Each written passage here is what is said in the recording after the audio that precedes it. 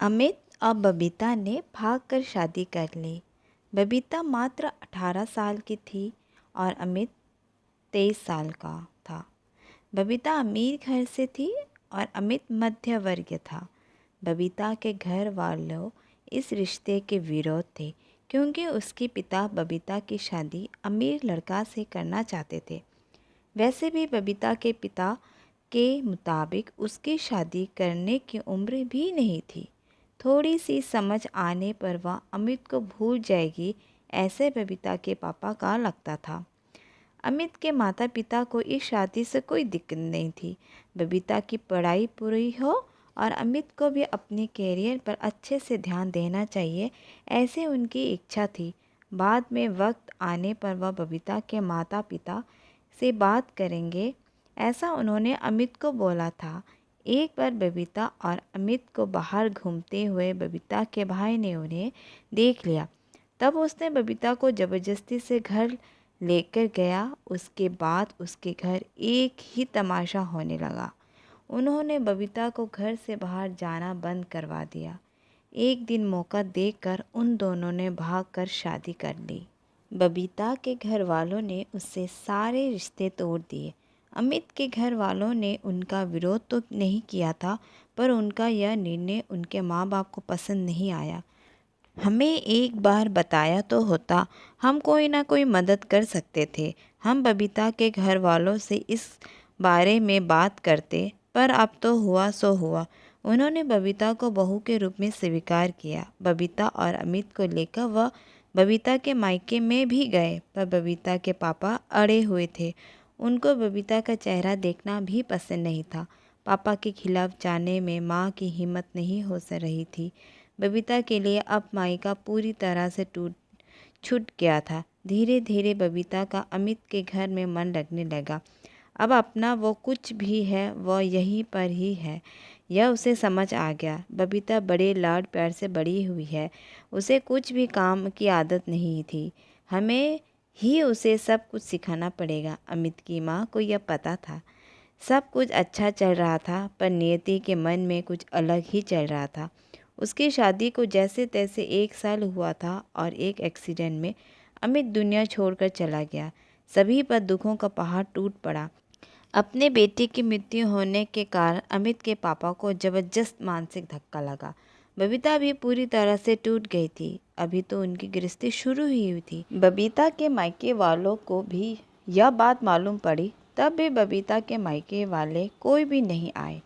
अमित की माँ इन सब के धैर्य से बर्ताव कर रही थी। अमित के अंतिम संस्कार का कार्य निबट कर उन्होंने बबीता को उसके मायके छोड़ आने का निर्णय लिया। बबीता उसके मायके जाने के लिए तैयार नहीं थी। उन्होंने बबीता को बहुत समझाने की कोशिश की, बेटी तुम्हारे सामने पूरी ज़िंदगी पड़ी है, इसे बर्बाद मत करो। मैं बात करूंगी तुम्हारे माँ बाप से, ज़रूरत पड़ी तो मैं उनके पैर तक पड़ूंगी। उसे समझा कर वह उसे उसके मायके लेकर गए, पर वहाँ भी उन्हें निराशा ही मिली। उसके मायके वालों का गुस्सा बबीता पर से कम ही नहीं हुआ था।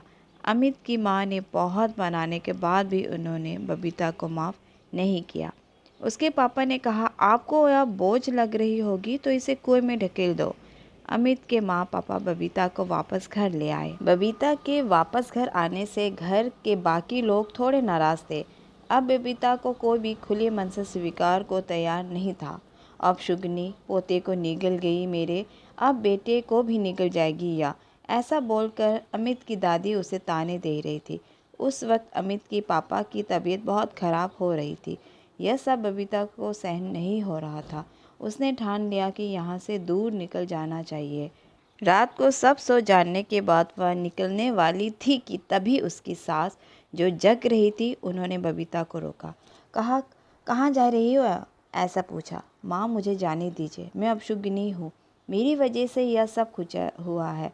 मैं अमित की ज़िंदगी में आती नहीं तो हमारी शादी नहीं हुई होती तो आज वह ज़िंदा होता, पापा की भी यह अवस्था नहीं होती। मुझे जाने दीजिए, मैं यहाँ नहीं रह सकती। वक्त आने पर आत्महत्या कर लूँगी, पर अब यहाँ नहीं रहूँगी। सच में मेरे यहाँ आने से इस घर की सारी खुशियाँ चली गई। मुझे कोई अधिकार नहीं है यहाँ रहने का। बबीता रोते रोते सब बोल रही थी। उसकी सास ने उसे पहले शांत किया। बबीता, तुम दोनों मिले नहीं होते तो तुम्हारी शादी हुई नहीं होती। तो उस दिन उस ट्रक ड्राइवर ने नशे में गाड़ी नहीं चलाई होती तो रास्ते पर लोगों ने अमित को वक्त पर हॉस्पिटल ले गए होते तो।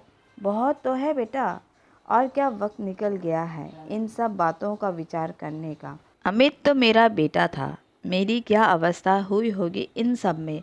एक बार तो विचार किया तुमने? वह तो चला गया और अब तुम भी छोड़कर चली जाओगे मुझे।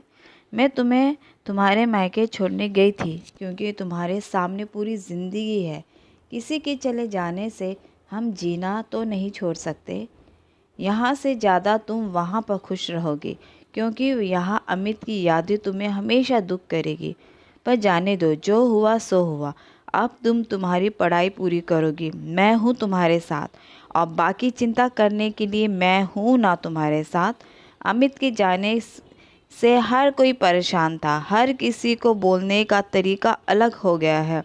तुम्हारा दुख मैं अच्छे से समझ सकती हूँ, पर अब तुम्हें संभालना होगा। लोगों का बोलना नज़रअंदाज करना होगा। तुम्हें मन लगाकर पढ़ाई करनी पड़ेगी। तुम कोई भी गलत फैसला नहीं लोगी, इसका मुझे वचन दो।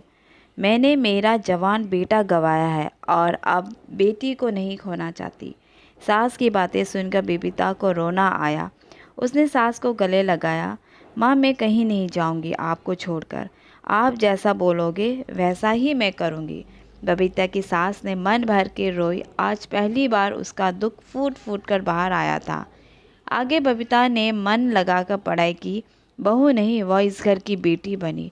बहुत सारे ताने, बुरी बातें सुने उसने। हर एक राह पर उसकी सास उसके साथ थी।